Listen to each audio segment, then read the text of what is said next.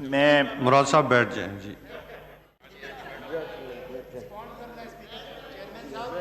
जनाब चेयरमैन, मैं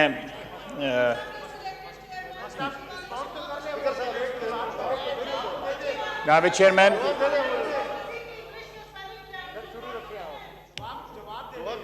महबूब साहब तशरीफ रखें। जनाब चेयरमैन जी खाई साहब आप जारी रखें जी। जनाब चेयरमैन, मैं शुरू में वज़ीर आज़म साहब तशरीफ़ लाए यहाँ पे। वज़ीर आज़म साहब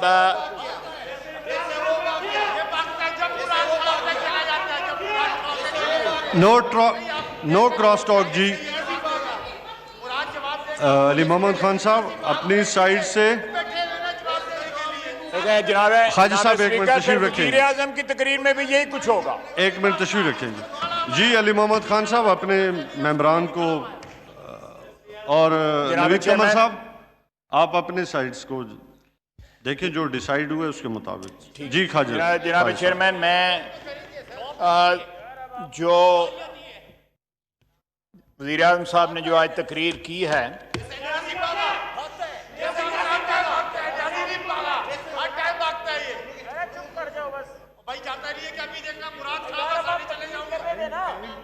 यार मुराद खान साहब कर लें, कट्ठी थोक का जवाब दे दें, जो है दो बंदों का खाई साहब आप अपनी तकरीर जारी रखें। ये ठीक है जनाब।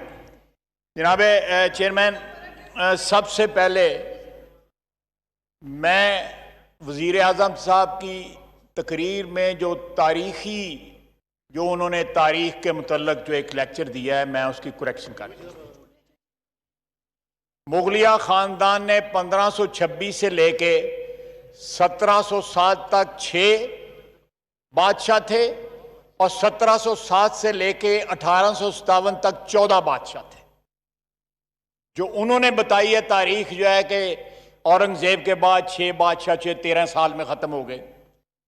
पहले ये मेरा ख्याल है, इस हाउस को इतना अनपढ़ ना समझें, यहाँ पे कुछ लोगों को पता है। अपने तारीख के सबक जो हैं इनको सुनाएं, हमें ना सुनाएं, खुदा का वास्ता। दूसरा, उन्होंने कहा कि 13-14 साल में बाइजेंटाइन एम्पायर खत्म होगी। बाइजेंटाइन एम्पायर उस वक्त खत्म हुई, और टोरल ड्रामा वो देखते हैं जब कॉन्स्टेंटिनोपल फॉल हुआ था, and that was in 1452 if I am not wrong. 15th century के मिडल में फॉल हुआ था। बैतुल मक़दस फॉल हुआ था, which was part of the Byzantine Empire, but Byzantine Empire survived for more than 700 years after Prophet sallallahu alaihi wasallam's विसाल। ये खातमुन नबीयीन, मैं ये नहीं हूं कि जो न कह ना सकूं। खातमुन नबीयीन सरकारे मदीना नहीं, सरकारे कायनात खातमुन नबीयीन, जिस तरह उसने कहा है। खातमुन नबीयीन हमारा जो रेज़ादात है, जो हमारा रीजन ऑफ एग्जिस्टेंस जो है, वो हस्ती है सल्लल्लाहु अलैहि वसल्लम, जिसका ये नाम सही नहीं ले सकता। जनाब वाला ये इन्होंने इंटरप्ट किया था, मैंने कहा साहब पूरा कर दूं इनका जो है। दूसरा जनाब, ये जो फिगर्स उन्होंने कोट किए हैं, क्या जब वो कंटेनर पे नारे मारते थे या वादे करते थे उस वक्त उनको फिगर ये पता नहीं थी? ये फिगर 2013 में, 14 में, 15 में, 16 में, 17 में, 18 में जब इलेक्शन लड़ा था, उस वक्त ये फिगर सारी मौजूद थी। करंट अकाउंट डेफिसिट जो है वो एक वाहिद इंडिकेटर नहीं होता। इस वक्त करंट अकाउंट डेफिसिट जो है बहुत सारे डेवलप्ड कंट्रीज के जो है वो नेगेटिव में है, और मैसिवली नेगेटिव में है। लेकिन उनकी इकोनॉमीज हमारी तरह कोलैप्स नहीं की। उनकी हमारी जो है वो इकोनॉमीज जो है वो रॉक बॉटम तक नहीं पहुंची हुई।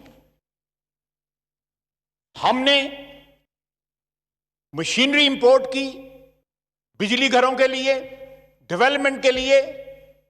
हमारा लार्ज स्केल मैन्युफैक्चरिंग जो थी वो इनसे 6 गुना जो है ज्यादा थी, जो इनकी आज है जो फिगर है 6 गुना ज्यादा थी, इसलिए हमारी इंपोर्ट की फिगर ज्यादा थी। इन्होंने डिवैल्यूएशन का कहा, जनाब वाला, अगर 40% डिवैल्यूएशन हुई है तो फिर एक्सपोर्ट क्यों नहीं बढ़े?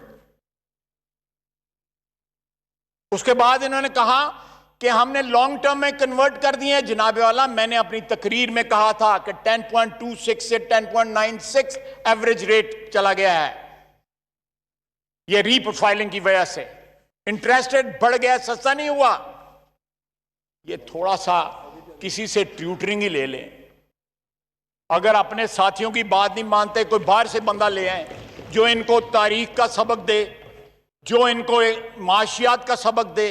पता नहीं किन किन जो सबक की जरूरत है इनको, जो आके तकरीर करते हैं और फिर चले जाते हैं।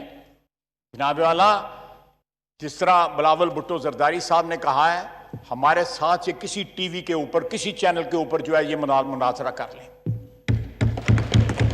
हमें इनके मोनोलॉग की जरूरत नहीं है। यहां पे अगर तकरीर करते हैं तो जवाब लें, इतनी जुर्रत पैदा करें। यह फरमाइशी तकरीर थी और इसकी जबान भी फरमाइशी थी। यह फरमाइशी तकरीर थी। जनाब चेयरमैन, सियासत में आपका खानदान बड़ी देर से है, समझें ये किनको सुना रहे थे। सादिक अमीन जो है वो उसकी स्टोरी भी सुन लें। इनका एक दोस्त है। नो क्रॉस टॉक जी, नो क्रॉस टॉक। यार मैं आप जवाब देंगे जनाब चेयरमैन, इनका एक दोस्त है बचपन का। उनको इन्होंने कहा कि यार नवाज शरीफ जो है वो डिस्क्वालीफाई हो गया है।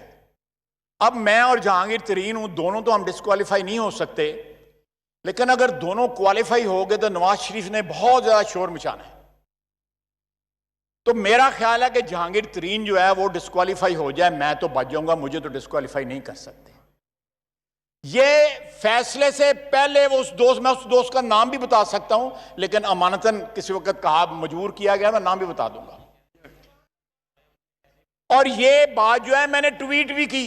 अब जहांगीर तरीन भी ये बात करता है। अगर मेरिटोक्रेसी की बात करते हैं तो जहांगीर तरीन आज लंदन क्यों बैठा हुआ है? वो यहां कैद क्यों नहीं है?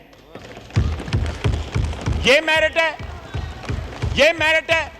जब मेरिट की बात करते हैं तो सनाउल्लाह को झूठे केस में अंदर किया जाता है, उसके ऊपर हीरोइन डाली जाती है, और जो अरबों रुपए का गबन कर गया वो जाके लंदन में जाके याशी कर रहा है।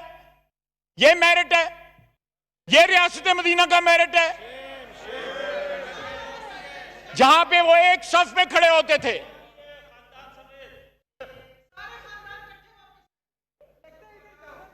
चले, ये ख्वातीन है, अभी इनके टाइम है, जरा इनका ये एक्सपायर नहीं हुए, एक मिनट और तो इसलिए जी आपसे रिक्वेस्ट है कि आप जनाब वाला हौसले के साथ सुने। उसके बाद इन्होंने उसामा बिन लादेन को आज शहीद डिक्लेयर कर दिया। ये आप निकाल लें, उसमें इन्होंने शहीद डिक्लेयर किया है। वो बंदा इस सरजमीन के ऊपर दहशतगर्दी लेके आया था। वो अव्वल और आखिर दहशतगर्द था। उसने मेरे वतन को बर्बाद किया, और ये उसको शहीद कह रहा है। और शहीद आप कह रहे हैं, लाया जियाउल हक था, शहीद आप कह रहे हैं। जनाब आला, आपने तो पता नहीं कितने डैडी भुगता दिए हैं। मुशर्रफ भी डैडी था, अभी भी डैडी है, अभी भी डैडी, मुशर्रफ भी डैडी था, अभी भी डैडी बैठा है। पता नहीं किस किस के चौखट पे जाके ये सजदा रेज हुए हैं। ये जिस तरह हमने इनकी तकरीर सुनी है, बैठते मेरी सुनते, बिलावल भुट्टो जरदारी साहब की तकरीर सुनते। हौसला पैदा करें, हौसला पैदा करें। बड़ा जिगरा चाहिए मुखालिफ बातें सुनने का। अगर इतना जो है मिजाज जो है इतना नाजुक है कि गरां बातें गुजरती हैं, हमें 2 साल हो गए हैं, पाकिस्तान की तारीख में कोई वजीर आजम इतना कम अरसा नेशनल असेंबली में आज जितना इमरान खान आया है। आप निकाल लें, रिकॉर्ड में होगा। जनाबे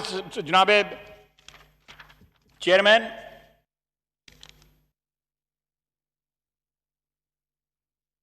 पाकिस्तान में 50 लाख बंदा बेरोजगार था। 55 लाख कोरोना से पहले। अब 1,20,00,000 बेरोजगार की जो है सफ में चले गए हैं। गुर्बत की सतह, गुर्बत की फीसद जो परसेंटेज है वो 50% होगी। आधी आबादी हमारी गुर्बत की लकीर से नीचे चली गई है। ये आज के आके हमें ये लेक्चर सुनाते हैं। ऑस्ट्रेलिया कह रहा है कि हमारे मुल्क में 23% कोरोना जो है पाकिस्तान से आया है। परसों एमिरेट्स की फ्लाइट लैंड किया हांगकांग में, उसमें 36 कोरोना के मरीज निकले हैं, जिसमें 29 पाकिस्तानी थे। हमारी वैसे तो एक्सपोर्ट्स बड़ी नहीं है, लेकिन कोरोना एक्सपोर्ट करना शुरू कर दिया। जनाबे वाला, ये वबा जिस तरह बढ़ रही है, अल्लाह करे मैं गलत कह रहा हूं, मेरी दुआ है, लेकिन मैं हकीकत से मुंह नहीं छुपा सकता। हकीकत जो है उसको, उससे मुंह छुपाना जो है, मेरा ख्याल है सबसे बड़ी जो है बेवकूफी होगी मौजूदा हालात में। हमें मिन हैसुल कौम जो है वो हकीकत का सामना करना है, और इस हकीकत को सामने, ये सिर्फ नारा नहीं कि घबराना नहीं, ये फ्लू है, ये कोरोना है, ये लाखों बंदों की जान ले चुका है द वर्ल्ड ओवर। ये फ्लू नहीं है, ये जुकाम नहीं है जो आप लेक्चर देते रहे हैं। और आज क्रोनोलॉजी बता रहे थे कि मैंने फलां वक्त ये कहा था, मैंने फलां वक्त ये नहीं कहा था।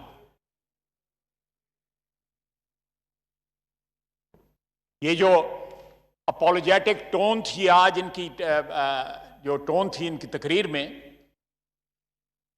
और उनका क्या कहना कि मेरा किसी से कोई झगड़ा नहीं है, ये जब काबीना में एक वजीर जो है 2-2, 4-4 वजीरों की, इस तरह कहते हैं पंजाबी में, पत उतारे, और जो है एक वजीर जो है वो टीवी पे आके कहे कि ये हम तब्दीली में नाकाम हो गए हैं, और यहां पे तकरीरें करें इनके अपने जो है हुकूमत के खिलाफ, तो फिर टोन में इसी तरह ही मिन्नत समाजत वाली आ जाती है बात जो है। ज्यादा लंबी बात नहीं है जनाब चेयरमैन, ज्यादा लंबी बात नहीं है। ये टोन तब्दील कर लें, ये टोन में गाना भर लें, कुछ और कर लें, लेकिन जो तबाही इनकी सूरत में इस मुल्क पे, इस कौम पे जो नाज़िल हुई है, अगर उसको रिवर्स करना है तो इनसे जान छुड़ाना है।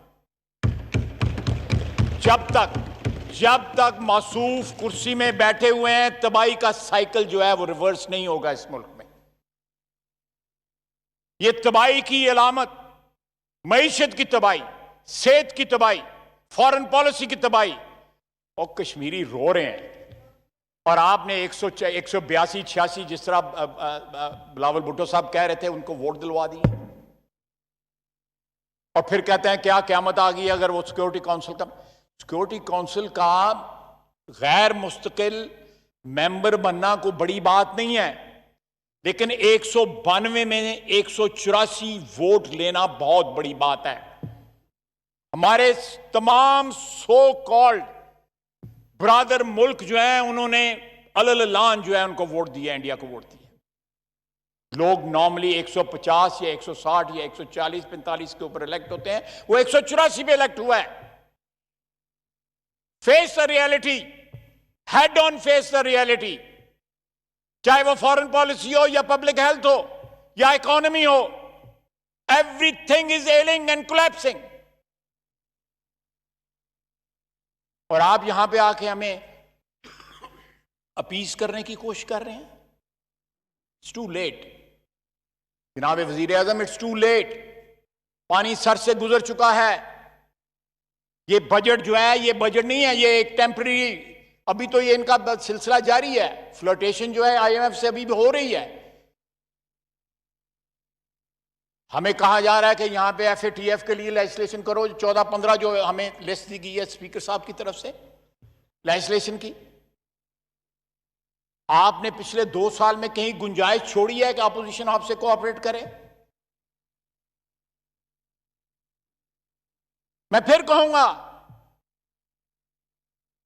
6 फुट के 10 फुट के फासले के ऊपर सनाउल्लाह बैठा हुआ था, जिसके ऊपर आपने 20 किलो जो है हेरोइन डाली।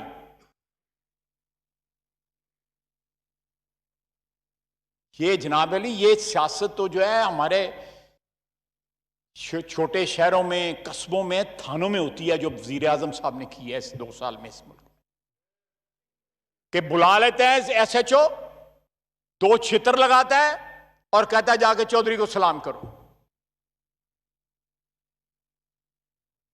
लेकिन हम सब कुछ बर्दाश्त करेंगे इंशाअल्लाह ताला, सब कुछ बर्दाश्त करेंगे। ये सारी अपोजिशन बर्दाश्त करेगी।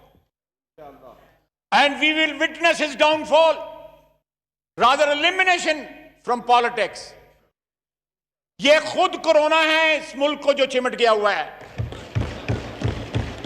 ये खुद कोविड है। पता नहीं 19 है या 20 है या 25 है, कितने पॉइंट्स हैं इस कोरोना के।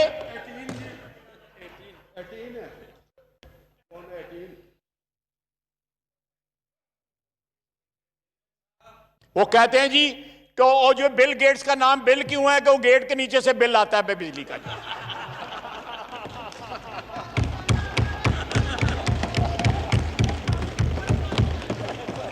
कहते हैं पाकिस्तान के पहले 92 क्यों आता है? इंटरनेशनल डालेंगे 92 में हमने कप जीता, इसलिए 92 आता है। वाइंड अप प्लीज जी। और डेंटिंग पेंटिंग करने वाले को ये डेंटिस्ट कहते हैं। तो जनाब वाला, ये खैर ये कॉमिक रिलीफ भी बीच में होनी चाहिए, माहौल बड़ा सीरियस हो गया था। जनाब वाला, मैंने कोई नाम नहीं लिया, अस्तगफुरुल्लाह, मैं कोई नाम नहीं ले रहा।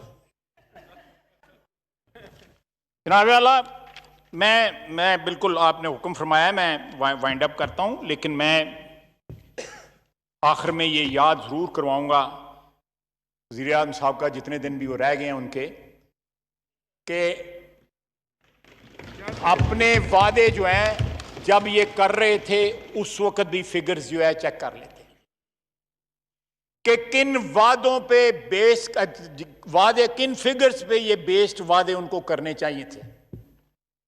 अगर फिगर्स बकौल इनके गलत थी, इकोनॉमी वाज इन डोलड्रम्स,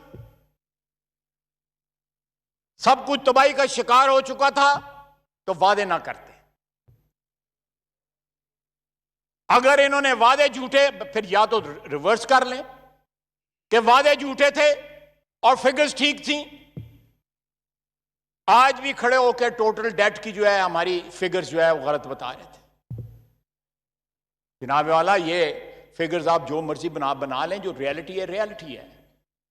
आप इरेज तो नहीं कर सकते फिगर्स जो है, जो ट्रांसलेट हो रही हैं गुर्बत में, जो ट्रांसलेट हो रही हैं महंगाई में, जो ट्रांसलेट हो रही हैं करप्शन में, जो ट्रांसलेट हो रही हैं भूख में, जो ट्रांसलेट हो रही हैं मौत में। ये तमाम फिगर्स ट्रांसलेट हो रही हैं। आप रोक तो नहीं सकते इनको।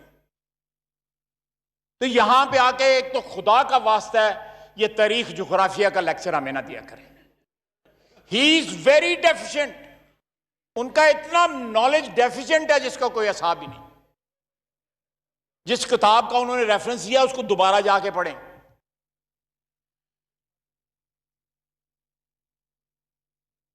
यहां पे रेफरेंस इसलिए ना दें कि लोगों को इंप्रेस करने के लिए कि मैं कोई नॉलेजेबल आदमी हूं। जो असलियत है लोगों को बताएं, और कौम को पता लग गया हुआ है असलियत का। उसके जो मर्जी डेंटिंग पेंटिंग करवा लें उसके ऊपर ले, बॉडी तो वही रहनी है। तो जनाब वाला, मैं ये तकरीर ना होती तो हमें भी ये ज़रूरत ना पड़ती ये सब कुछ कहने की, लेकिन वॉट एवर इज सैड वो is far far from reality. Thank you. और रियलिटी जो है इस कौम को पता है कि आज के हालात की क्या रियलिटी है। Perhaps he doesn't know about it. Thank you very much. Thank you ji. Senate recommendations पे मुर्तज़ा जावेद साहब जी। अभी बड़ा सारा काम लेजिस्लेशन के रहते हैं, काफ़ी लिस्ट आपका नाम है लिस्ट में, अभी थोड़ा सा वेट करें जी। मुर्तज़ा जावेद अब्बास साहब। ना ये रिस्पॉन्ड नहीं होता जी, उन्होंने जवाब देने जी। थैंक यू जी चेयरमैन साहब। सेनेट की रिकमेंडेशंस के हवाले से